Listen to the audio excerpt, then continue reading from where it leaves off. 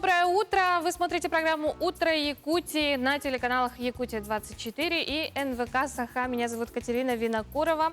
Приветствую всех, кто просыпается вместе с нами. 16 сентября на календаре, день недели, четверг. Сегодня в нашей программе вы узнаете, какое томатное лекарство от COVID-19 разрабатывают узбекские ученые. Также узнаем, по какой программе обучаются школьники в IT-школе Samsung и какие номера представили якутяне во всероссийском фестивале «Крымский мост» в городе Судак. А также ознакомимся с кинопремьерами этого четверга. Ну а далее ознакомлю вас с погодой. Сегодня в центральных районах в 6 часов утра температура воздуха составила 6,9 градусов. В заречной группе 0,10, в южных до 6,8 градусов тепла. В Вилюйской группе 1,3 градусов мороза, в Нижнеленских 3,10 градусов. В западных -1 и +3, в Колымо-Индигирской -3, +4 градуса. В Янских до 0,2 градусов тепла, на северо-западе до 4,6. А в 6 часов утра температура воздуха в Якутске составила 10 градусов, атмосферное давление 746 миллиметров ртутного столба, ветер юго-западный 1 метр в секунду. Сегодня днем ожидается дождь, ветер юго-восточный 3,8 метров в секунду, температура воздуха днем составит 10-12 градусов тепла. Если вы хотите принять участие в нашем эфире, то пишите нам на наш WhatsApp номер 8 914 273 4488. Если у вас есть какие-то вопросы, вы можете их нам задать. Либо, если хотите кого-то поздравить на всю нашу республику, то добро пожаловать. Ну а далее знакомимся с последними событиями к этой минуте. Передаю слово информационной службе.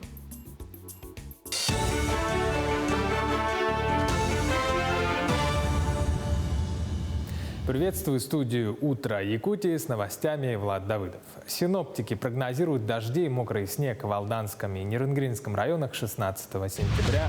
В ближайшие сутки ожидается дождь, местами сильный, в горах с мокрым снегом, говорится в сообщении УГМС.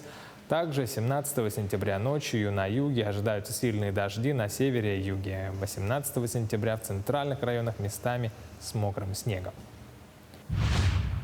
Жители 39 отдаленных населенных пунктов республики теперь могут снять наличные на кассах сельских магазинов с помощью сервиса Cash-Out. Такая услуга поможет решить вопрос получения наличных денег там, где нет офисов банков или банкоматов, передает пресс-служба Центробанка. Торговые точки, предоставляющие сервис, обычно размещают специальные наклейки у входа или на кассе. О необходимости снять наличные надо предупредить продавца и уточнить, есть ли в кассе купюры нужных номиналов. Число торговых предприятий, оказывающих услугу такую кэш-аут на территории республики, будет увеличиваться. Обязательное условие для работы этого сервиса – высококачественный интернет. Избирательные участки Мирнинского района готовы к выборам. Они работают уже с 8 сентября. До 13 числа принимали заявления у тех, кто решил проголосовать не по месту регистрации. В эти дни досрочно голосуют смотрители метеостанций, вахтовики. Всего в Мирнинском районе будут работать 35 избирательных участков, из них 16 в Мирном. К каждому прикреплены сотрудники полиции. В день голосования также за порядком будут следить общественные наблюдатели. Члены участковых комиссий разослали приглашения избирателям и получили бюллетени. Каждый избирательный участок на данный момент ведет работу с избирательными бюллетенями. На них наклеиваются марки, проставляются печати и подписи членов комиссии. В дни голосования избиратели будут также обеспечены масками, ручками, перчатками. Будет предлагаться обработка дезинфицирующим средством. Это все к этому часу. Слово передаю коллегам. А это утро мы предлагаем вам начать с необычной парной тренировки, где тренер фитнес-центра «Стафит» Александра Васильева вместе со своим сыном взбодрит нас на весь день. Доброе утро, друзья! Сегодня у нас парная тренировка, и мне поможет мой сын Оскар. Ну что, начинаем?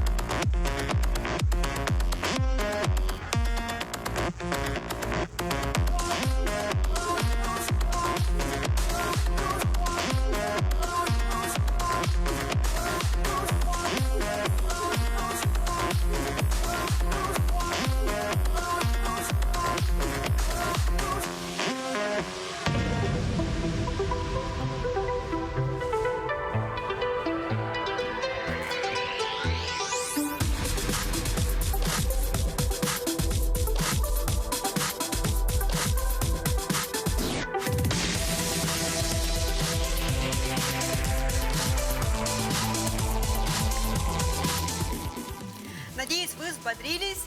Желаю всем отличного дня! Доброе утро! Ежегодно в третье воскресенье сентября отмечается профессиональный праздник людей, которые своим благородным трудом сохраняют и приумножают наши лесные богатства. День работников леса сегодня отмечают в России, Белоруссии, Кыргызстане и Украине. Также 16 сентября в итальянском городе Вероне отмечают праздник день рождения Джульетты, знаменитой шекспировской героини. С другими датами и событиями знакомимся в нашей рубрике.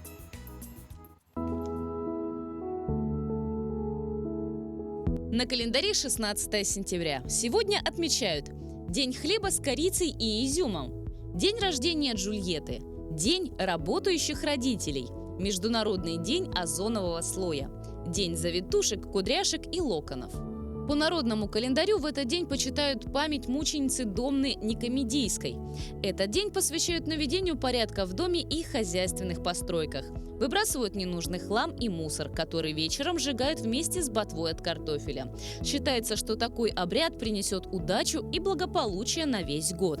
Если в этот праздник пойдет дождь, то он будет продолжаться еще 7 дней.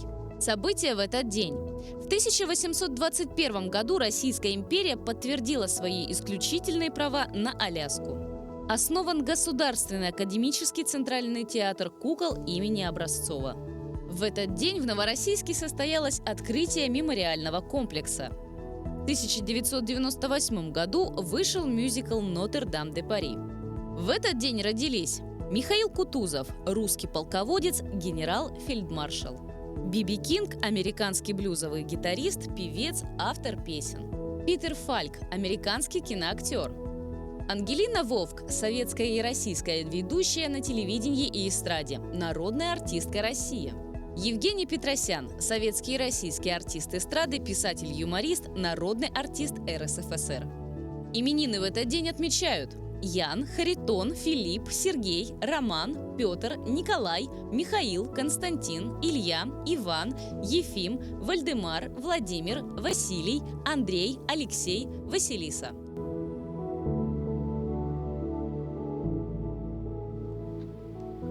20 учеников мирнинских школ стали участниками экологического квеста. В Мирном провели его впервые. Организаторы, сотрудники экологического центра «Алроса» придумали для ребят интересные задания. Давайте посмотрим. Шир легче, чем мышцы. Так, ну у него ж мех еще, блин. Ну давайте весить, да, оставим.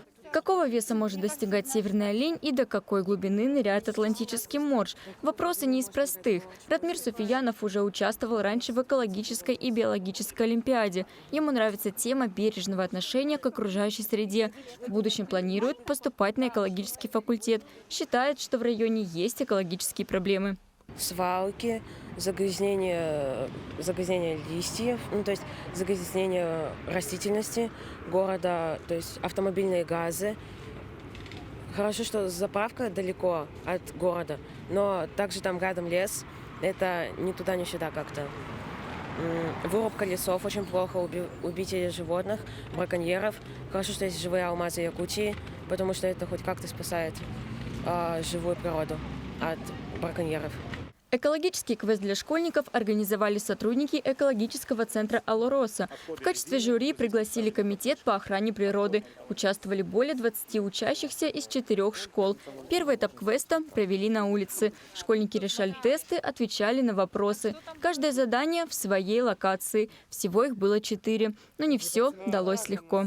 Это, наверное, третий этап, это был кроссворд, там достаточно сложные вопросы были. Только на кроссворде было сложно, а так очень даже нормально. Там именно терминологию нужно было знать, тяжелую, и все. Игровая форма – лучший вариант обучения, считают экологи. И знания о глобальных проблемах экологии начинаются с малого. Я считаю, что это нужно уже внедрять даже и в детских садах, не только начиная с 9 классов, чтобы не кидали мусор мимо урны, чтобы... Например, проводятся также мероприятия по сбору пластиковых крышек, пластиковых бутылок, чтобы не загрязнять природу в целом, чтобы эти бутылки не плавали в наших реках. Кого-то интерес к экологии приведет к будущей профессии, уверены экологи. Лучший результат в квесте показала 12-я школа. Второе место занял лицей, третье – первая школа и 4-е место за 26-й школой. В дополнение к новым знаниям все участники получили призы. Юлия Золотарева, Карина Лопатина, Алексей Меркулин, телеканал «Алмазный край». Доброе утро. Я рада представить наших первых гостей нашей программы. Это Надежда Захарова, главный специалист учебного центра Саха-Техконсалт, и Руслан Старков, заместитель директора по общим вопросам Саха-Техконсалт. Доброе утро, уважаемые гости. Доброе утро. Расскажите о своей компании, пожалуйста, чем она занимается. Наша организация ведет свою деятельность с 2017 года. Вначале был это как консалтинговый центр. Мы помогали малому и среднему предпринимательству, также детским садам, школам, медучреждениям в таких сферах, как охрана труда, пожарная безопасность и охрана окружающей среды. В ходе работы, получается, когда мы объезжали всю нашу необъятную республику Саха-Якутия, встретились с такими востребованностью в том, что у наших заказчиков появилась востребованность в повышении квалификации. В связи с чем, получается, это и стало основанием у нас открытия учебного центра нашего. И об этом мы чуть позже, наверное, расскажем о нашем учебном центре. Какие услуги, предоставляет учебный центр? Да, сейчас мы работаем по 3 направлениям. Это первое направление — рабочие профессии. Здесь мы обучаем конкретно людей по рабочим специальностям. Это примеры, как горнодобывающая промышленность, подземные рабочие, горнорабочие, проходчики, дробильщики, строительстве, дорожный рабочий, разнорабочий, строительные, бетонщики, и общие рабочие профессии. Также второе направление у нас — это медицинское направление. Здесь мы уже обучаем младший медперсонал. Это такие рабочие профессии, как младший медсестры по уходу за больными, санитары и медицинские дезинфекторы и регистраторы. Также для среднего медперсонала у нас имеется повышение квалификации и профессиональная профпереподготовка. Имеется в виду, у них сейчас идет актуальный вопрос аккредитации Ну, вот в связи с этим мы вот помогаем нашим медикам, получается, в это нетрудное время. Ага. Ну и третье направление, это вот педагогическое направление. Об этом подробнее расскажет Надежда Ивановна. Да, пожалуйста. Доброе утро всем. Педагогическое направление. Да, педагогическое Да, направление. Это вот как раз последний год, наше расширение в эту сторону. И, соответственно, для педагогов есть большие возможности как в повышении квалификации, так и в профессиональной переподготовке. Сейчас много актуальных вопросов в плане того, как сопровождать детей с ограниченными возможностями здоровья. Есть такой курс, соответственно, повышения квалификации. Как формировать и настраивать воспитательную систему для того, чтобы реализовать требования федерального государственного образовательного стандарта. Ну и помимо этого, конечно же, каждый педагог уже как бы обязан им оказывать первую помощь, знать охрану труда, пожарную безопасность. Такие курсы у нас тоже предоставляются. Помимо этого, конечно, вот очень востребовано сейчас иметь вторую специальность. Что ни говори, все равно время диктует свои условия, свои какие-то вещи, которым нужно соответствовать. И тогда получается, что мы можем предложить профессиональную переподготовку. Например, воспитатель дошкольной образовательной организации, учитель начальных классов. То есть вы, имея уже педагогическое образование, сам предметник, историк, физик, соответственно, да, предположим, вы можете освоить и специальность, например, учителя начальных классов. В сельской местности есть дефицит таких вещей. Ну и помимо этого еще узкопрофильные специальности, как учитель-логопед, очень востребованная тоже специальность, дефектолог, олигофренопедагог, педагог-психолог. Ну и очень хорошо идут люди, например, на такое получение специальности, как тьютор, сопровождение обучающихся в образовательной организации. Вот такие вещи мы можем предложить, и, соответственно, все это проходит в форме очно-заочной, дистанционной, с применением видеоконференц-связи. Мы уже можем позволить себе не выезжать на долгое время учителям, не отрываться от производства, и, соответственно, через программу Zoom вести практикоориентированные курсы по всем этим специальностям. Ну, правильно я понимаю, что любой желающий может пройти курсы? Ну, в принципе, здесь есть небольшое ограничение по возрастам. Например, конечно же, по закону федерального образования человек может обучиться дополнительно с 18 лет, но, предположим, это даже после истечения школьного образования. То есть закончил, человек еще профессионально не определился, может как бы переждать, для этого получить некую специальность. Ну, например, чисто из рабочих это вот монтажники, скажем, сварщики, слесаря, вот они могут сразу получить такую рабочую профессию. А у нас, например, могут получить специальность помощник воспитателя.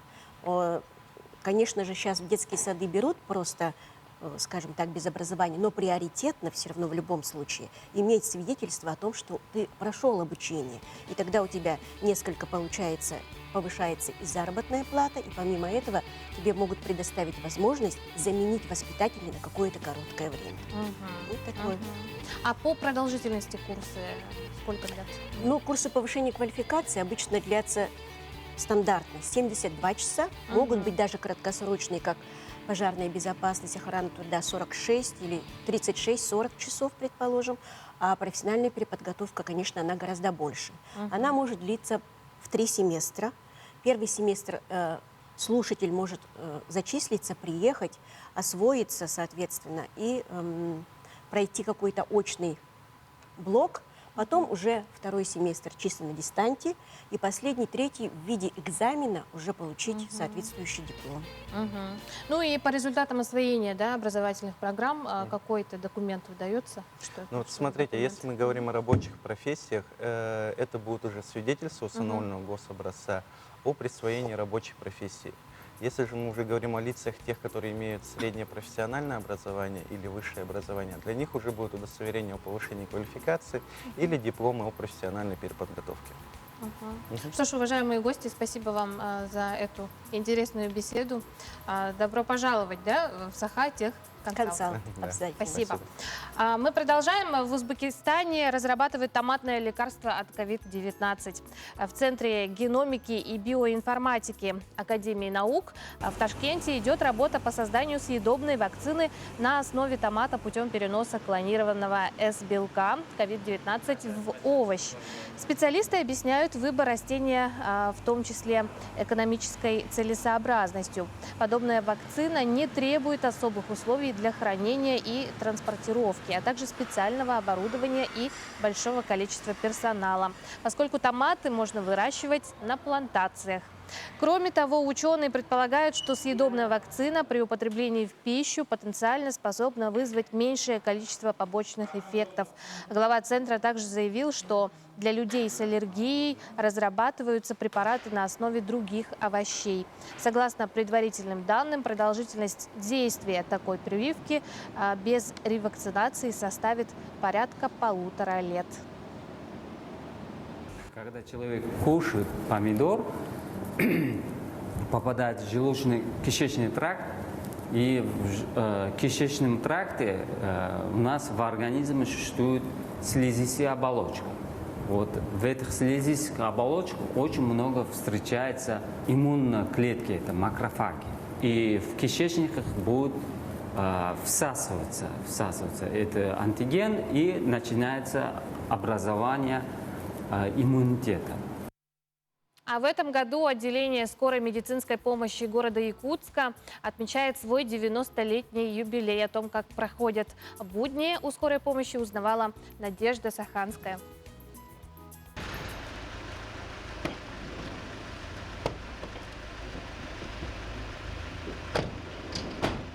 Вот так врачи скорой отправляются на очередной вызов. Медлить нельзя ни минуты. Ко времени здесь относятся очень серьезно. Кстати, сейчас прозвучал вызов, который сигнализирует о том, к какой бригаде, куда нужно отправляться. Вот прямо сейчас 12-я отправляется на обед. Сюда ближе, вызова все здесь. Все вызовы сначала поступают на пульт операторов, которые записывают данные о пациенте, жалобы, симптомы и передают их в диспетчерскую, где и назначается бригада, которая поедет на вызов. К слову, большинство вызовов в последний год связано с коронавирусной инфекцией. Также на станции скорой медицинской помощи сформирована одна инфекционная бригада, но также остальные бригады тоже сталкиваются с пациентами с новой коронавирусной инфекцией и знают, как себя обезопасить. Было сложно. В какой-то момент мы перешли на посуточную работу. Но наши медики все молодцы. Благодарю их за такой труд, и все справились. В отделении скорой помощи самые самоотверженные специалисты. Владимир Егоров работает здесь уже более 30 лет и ни разу не пожалел о выбранной профессии. Как бы еще вот после окончания школы, вот я впервые там увидел фильм «Дела сердечные». Вот после этого как бы загорел желанием работать именно на скорой помощи, бригаде скорой помощи. После определения диагноза пациенту назначают лечение или госпитализацию. А по возвращении на станцию скорой помощи медики фиксируют вызов. И у них есть немного времени на отдых до следующего пациента.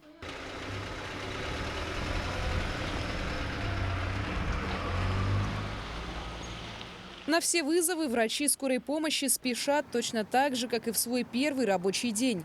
Последствия аварий, приступы и роды, а порой и то, и другое разом. И тогда справиться под силу, пожалуй, только таким специалистам, которые точно сумеют помочь.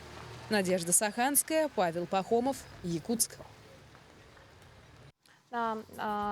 Всем работникам скорой медицинской помощи спасибо за их самоотверженность, за их труд и за их нелегкие будни. Так получается, что волею судьбы некоторые детишки попадают в государственные учреждения. Один из таких малышей, Богдан, ему всего 2 года. Он очень нуждается в семье. Сегодня мы познакомим вас с очаровательным мальчиком. Его зовут Богдан. Малыш с первых минут покорил нас добрым, открытым взглядом, ласковым и трогательным отношением ко всему. Мальчик сразу идет на контакт со взрослыми, живо реагируя на все вокруг.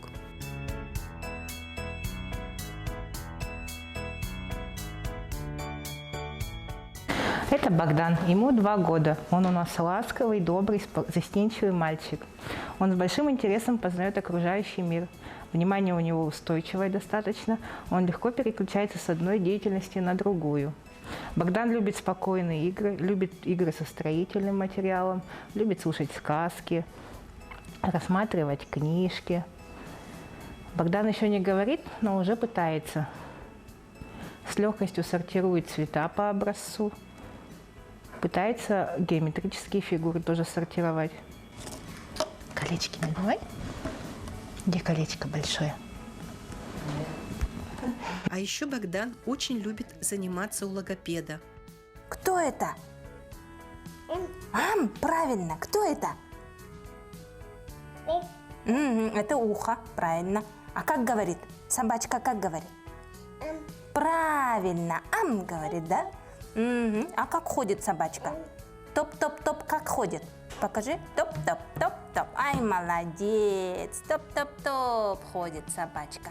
Богдан добрый, ласковый мальчик. Любит общаться со взрослыми и с детьми. Богдан реагирует на звуки, прислушивается, находит источник звука. Любит слушать веселую музыку. Средствами общения малыша являются крик, отдельные звуки и звукокомплексы. Мальчик заинтересован в эмоциональном общении со взрослым и нуждается в любящей, заботливой семье.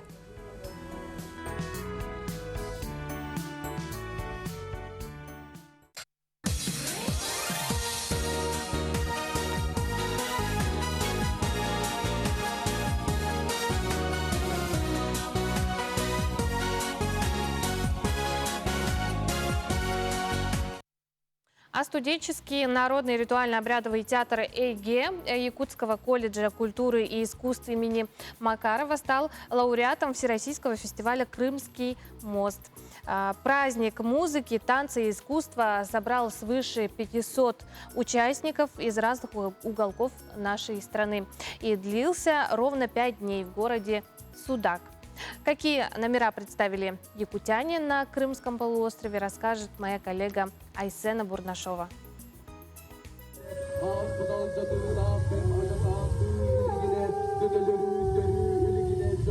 Дыхание севера под жарким солнцем Крыма. На фестивале якутяне представили сразу 3 номера. Это и национальное пение, и осохой, и чарующие звуки хамуса. Кстати, больше всего внимания притянула к себе именно варганная музыка, делятся артисты.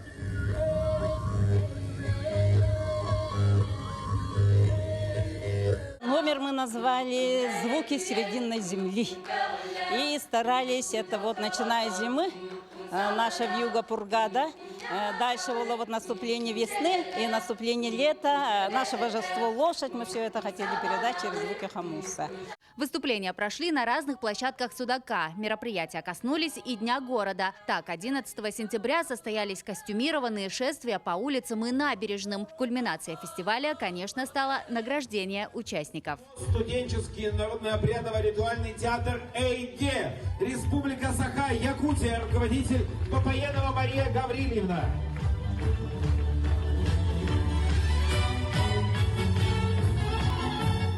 Театр «Эйге» Якутского колледжа культуры и искусств уже более 20 лет радует зрителей первоклассными этнономерами. Воссоздавая на сцене древние ритуалы и обряды, они вносят весомый вклад в сохранение якутской культуры. В составе коллектива студенты разных курсов, и для каждого из них сцена – это второй дом. Для меня сцена вообще значит как второй дом. Получается, я-то, чтобы выступать на сцене, учусь в колледже. Поэтому для меня это очень много значит. Фестиваль «Крымский мост» для якутского коллектива стал первым крупным событием после локдауна. Выступления артистов на этом не заканчиваются. Уже на этой неделе они выйдут на сцену Южной Сибири. Их уже ждут в республике Алтай. Город Горно-Алтайск, где будем участвовать на таком фестивале, как «Наследие, завещанное предками». И помимо этого у нас очень много планов. В апреле месяце нас пригласили на фестиваль тюльпанов в Калмыкии. И буквально вот на днях тоже получили приглашение в Республику Дагестан. Айсена Бурнашова, Джур Березкин, Москва, Судак, Крымский полуостров. Что ж, мы желаем якутянам успешно выступить в Горно-Алтайске и других городах, которых пригласили колледж культуры. Ну а в следующей рубрике «Моя профессия» мы расскажем о такой довольно новой специальности – оператор ЧПУ. Оператор ЧПУ. Оператор с числовым программным управлением. Я учился в Новосибирске 2 года 6 месяцев. Буквально сразу же после школы. Там же я устроился на работу, отработал 3 года и вернулся сюда. Сейчас я работаю в компании «Уран Машинс». Также по специальности оператор ЧПУ. Большинство станков с ЧПУ могут изготовить такие детали, которые не может человек изготовить сам. Допустим, вырезать какую-нибудь деталь размером миллиметр в миллиметр. Человек не сможет вырезать так точно, как это сделает компьютер. Очень высокая точность. То есть руками навряд ли ты этого добьешься. А на станке очень легко. Даже опытные операторы, у которых там стаж по 10, по 11 лет, они все равно учатся, потому что оборудование постоянно обновляется, станки появляются все новее и новее и новее, и поэтому приходится постоянно учиться. За границей станки с ЧПУ есть уже с 90-х годов. Поэтому для нас, в принципе, в нашей республике это профессия новая, еще, так сказать, не объезженная, свежая. Осень располагает к умиротворению, к спокойствию, к размышлениям и дает своеобразный толчок для творчества. Осень всегда была вдохновением для поэтов, для музыкантов и особенно для художников. Особенно красиво и нарядно осень в пейзажах известного русского художника Бориса Кустодиева, на которых он запечатлел сцены русских будней и праздников.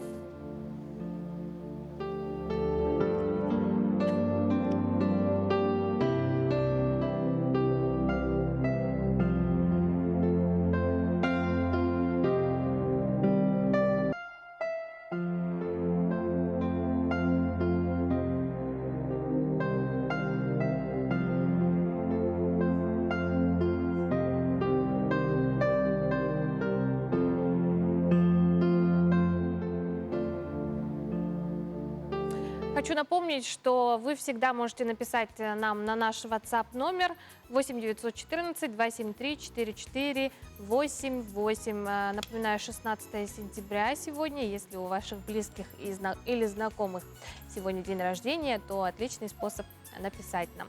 Ну а далее передаю слово своим коллегам из информационной службы. Оставайтесь с нами.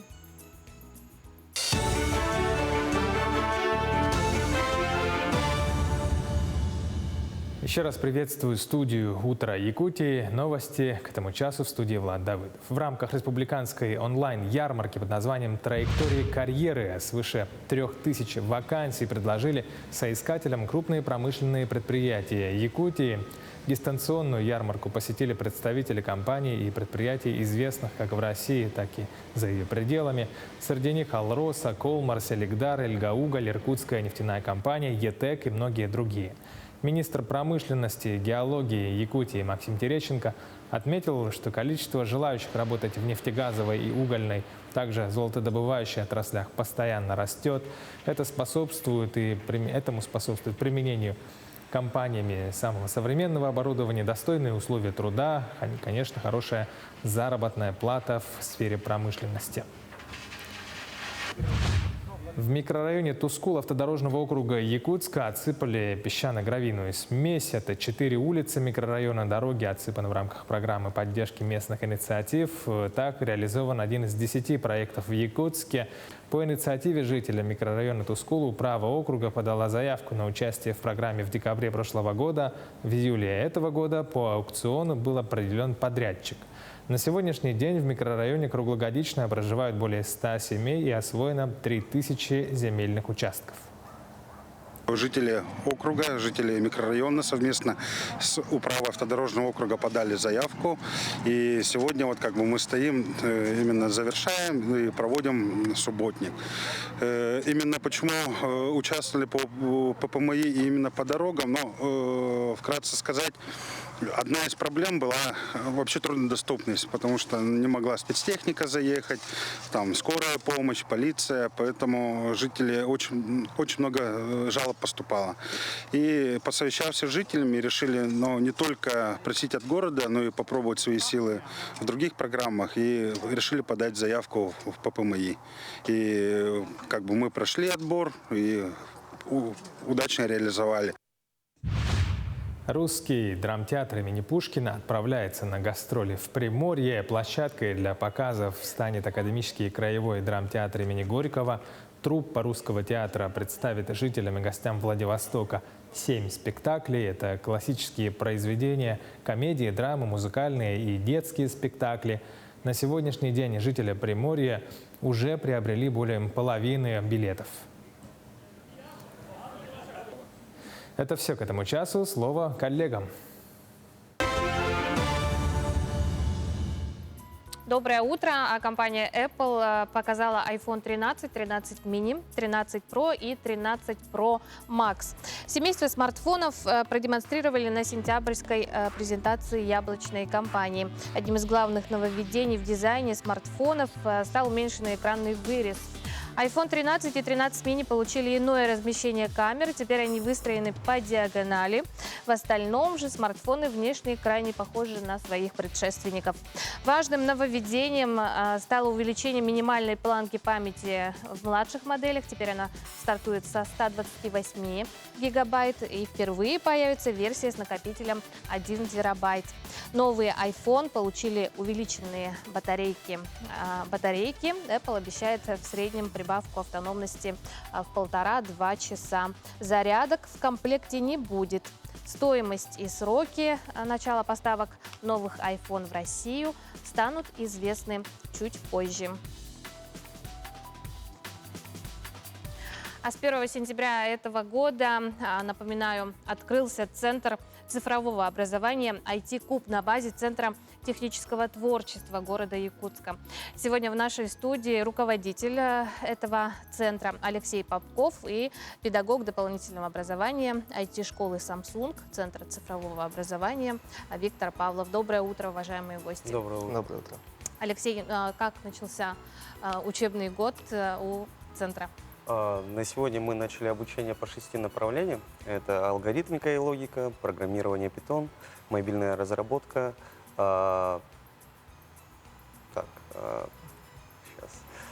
системное администрирование и программирование на языке Python. Сегодня у нас уже около 500 учащихся. Вот. Самые актуальные на сегодня направления — это алгоритмика и логика, поскольку для самых младших. И вот язык Python тоже очень востребовательный. Места еще есть, мы еще набираем. Виктор, вы являетесь педагогом, центра IT-школы Samsung. Вот интересно, что это за школа такая, и чему будут обучаться школьники по данной программе? IT-школа Samsung – это социальный проект компании Samsung Electronics. Он рассчитан на школьников старших классов, в котором они пройдут 5 модулей. Это обучение языку Java, основы объектно-ориентированного программирования, разработают Android-приложение и напишут какую-то серверную часть. Вот. Также в этой программе будут различные конкурсы, которые будет проводить сама компания Samsung. Также будут конкурсы IT-куба, которые будут организованы и нашим IT-кубом, и региональным. А по окончанию что-то выдается по окончанию программы, по прохождению? Да, по окончанию программы, во-первых, конечно, дети научатся программировать на языке Java. Они смогут пройти предпрофильный экзамен в некоторые вузы Москвы, есть такая программа. Также будет сертификация от компании Samsung. Они смогут получить 2 вида сертификатов, то есть обычный и отличный. Также будут различные конкурсы компании Samsung, которые позволят им получить дополнительные баллы при поступлении в некоторые вузы. Да, отличная возможность, А все ли дети могут учиться по данной программе? И бесплатна ли она? Да, конечно, это программа бесплатная. Дети, программа сама рассчитана на детей старших классов. это 9 и 10 классы, но есть также возможность поступления и детей с первого курса колледжей до 17 лет. Ну и можно, конечно, брать младше, но будет 2 этапа прохождения отборочных. Это первое тестирование, которое они проходят на сайте myitshkol.ru. То есть любой ребенок может сейчас записаться на этом сайте на тестирование, пройти его, и затем по итогам могут пройти на второй этап. В IT-клубе будет очный уже какой-то отбор, там будут задачи на логику, в алгоритмику, и вот так. Ага. Алексей, какие-то еще планы сотрудничества, да, у центра планируются? Да, на сегодня мы планируем сотрудничество со школами именно. Допустим, вот как Виктор уже сказал, будет отборочный тур по Samsung. И мы планируем именно профильные классы по информатике направить как раз-таки на этот отборочный тур, чтобы выявить школьников одаренных, потому что место ограничено на обучение по Samsung. Там получается всего лишь 12 человек. И нужно выбрать прям самых сильных учеников и показать, что мы можем. Ну, с 1 сентября занятия активно уже проходят, да, в центре. По какому направлению, какое направление самое популярное, куда идут чаще? Получается, это алгоритмика и логика, как я уже сказал. Это программирование для самых маленьких в среде Scratch. Там, грубо говоря, как Lego, передвигают код и создают таким образом небольшие программки и игры. И это послужит в дальнейшем для маленьких перейти на более сложные языки программирования, такие как Java или Python, или же выбрать, допустим, мобильную разработку. Также у нас актуально идет программирование роботов, робототехника тоже. Ну и сам язык Python тоже очень много детей записалось. Ну, сфера IT — это довольно такая, чаще все-таки мальчики, наверное, да? Много ли девчонок? Да, девочки тоже. Допустим, на алгоритмику и логику, по-моему, одинаковое количество, что мальчиков, что девочек. А, допустим, по робототехнике тоже интересуются как мальчики, так и девочки. Допустим, наблюдал, заходил, допустим, Python смотрел, там тоже девочки присутствуют. Вот системное администрирование, скорее всего, да, он более мальчиков там больше. Ну, вы у нас в гостях не впервые, да? Тем не менее, давайте напомним, как можно записаться в центр, да? Полезная информация для родителей будет. Мы находимся Ломоносова 37/1, получается. Туда можно прийти, подать заявление. А также можно все это сделать сейчас дистанционно на сайте «Навигатор». Вот. Пока что места еще есть, но их очень мало. Вот. Так что кто... Записывайтесь, успевайте, да? Ага. Что ж, Алексей, Виктор, спасибо вам за участие в нашем эфире. И да, надеемся, что ребята успешно, да, пройдут обучение в школе Samsung, да, и возьмут какие-то действительно призовые места. Ну а далее мы прервемся ненадолго, после чего продолжим наш эфир. Оставайтесь с нами. Это «Утро Якутии». Традиционно четверг – это день премьер в кинотеатрах. Так вот, предлагаем вам ознакомиться с кинопремьерами 16 сентября. Посмотри страху в глаза. Пойдем со мной. Одна из самых ожидаемых премьер этой осени – фильм «Дюна» режиссера Дэни Вильнёва, экранизация знаменитого фантастического романа Фрэнка Герберта. Наследник знаменитого дома Артейдисов Пол отправляется вместе с семьей на одну из самых опасных планет во Вселенной – Арракис. Здесь нет ничего, кроме песка, палящего солнца, гигантских чудовищ и основной причины межгалактического конфликта – невероятно ценного ресурса, который называется меланж. В результате захвата власти Пол вынужден бежать и скрываться. И это становится началом его эпического путешествия. Враждебный мир Арракиса приготовил для него множество тяжелых испытаний, но только тот, кто готов взглянуть в глаза своему страху, достоин стать избранным. Будем драться как демоны. Час настал.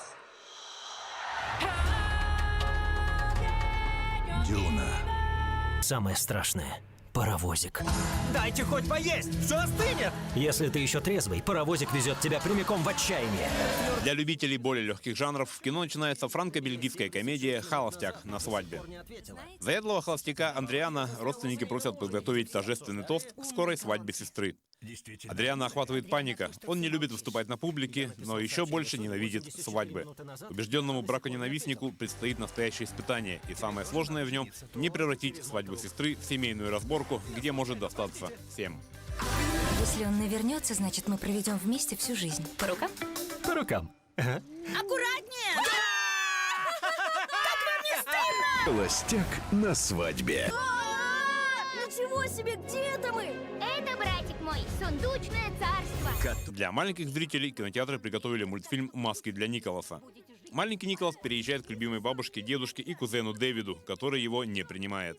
Николас берет с собой самое дорогое – сундук со сказочными костюмами, которые шила его мама. Маски для Николаса. А на днях в Нью-Йорке прошло одно из самых ожидаемых событий – Мет-гала, которая в этом году отличилась, пожалуй, самыми сумасшедшими нарядами от звезд.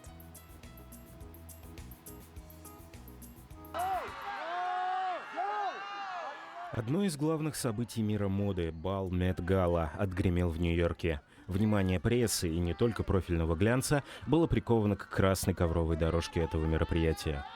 Тема бала была обозначена как «В Америке. Модный лексикон», хотя в приглашениях дресс-код описали несколько иначе – «Американская независимость». Сопредседателями Мет-гала в этот раз стали кумиры молодежи. Звезда Дюна Тимоти Шаламе щеголял в белом шелковом костюме с черными лацканами и в высоких кедах. Певица Билли Айлиш сменила привычную мешковатую одежду на пышное персиковое платье Оскара де ла Ренты, которое, по ее словам, было вдохновлено образами Мерлин Монро. Покорившая всех на инаугурации Джо Байдена, поэтесса Аманда Горман выбрала голубое платье от Веры Вонг и хрустальный лавровый венок, который, по ее словам, должен был сделать ее похожей на переосмысленную статую свободы. Ну а теннисистка Наоми Осака выбрала для своего образа синий-красный наряд в японском стиле с эффектной прической. На дорожке блистал рэпер Lil Nas X. Автор хитов Old Town Road и Call Me By Your Name приехал на бал в сложном костюме от Versace. Под мантией скрывались золотые доспехи, которые, впрочем, быстро слетели с певца, обнажив облегающий наряд. Прямой противоположностью яркому Lil Nas X выглядела Ким Кардашьян. Бывшая жена Канье Уэста на Мет-гала появилась с ног до головы, закутанной в Баленсиага. Не обошлось и без политических заявлений. Так, на платье конгрессвумен Александрии Окасио-Кортес красовался популярный лозунг «Tax the rich» – «Повысьте богачам налоги». В 2019-м бал отменили из-за пандемии коронавируса, а мероприятие этого года из-за санитарных ограничений прошло скромнее, чем обычно. На нем появились всего около 300 гостей. А самый южный город Якутии Нерюнгри можно назвать смело одним из самых зеленых городов нашей республики. Там, кстати, продолжается посадка деревьев. Главой города Леонидом Олейником было принято принципиальное решение. За каждое вырубленное дерево предприниматель должен посадить как минимум 3 саженца, где укажет городская администрация. Объектом озеленения был выбран новый сквер, который появился в районе школы номер 2 благодаря федеральной программе формирования комфортной городской среды. Схема, она, значит, вот у нас накапливалась к осени, мы набрали уже достаточное количество людей, которые могли бы, значит, уже, скажем так, да, вот вернуть то, что вот они порушили. И в этот день мы провели такую вот замечательную акцию, которая, конечно же, в первую очередь является мероприятием по национальному проекту по комфортной городской среде. Вот. И, соответственно, значит, и решает наши задачи по озеленению города. В сквере было посажено 50 саженцев рябины, черемухи, боярышника и клена. Сажать деревья пришли целыми семьями.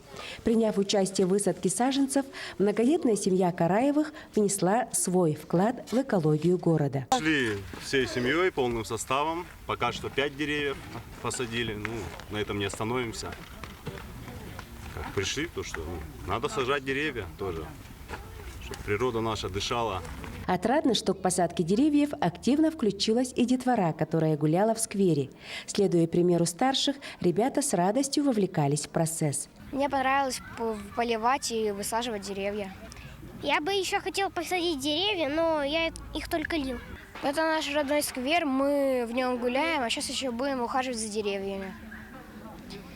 Вот мы будем смотреть, как они вырастут. Как показала практика, данная экологическая акция имеет и поучительный эффект для подрастающего поколения. Поэтому нет сомнения, что посадка деревьев для нерюнгринцев станет доброй семейной традицией. Тамара Игнатьева, Вадим Барашков, Нерюнгри. Кстати говоря, сегодня День работников леса, напоминаю.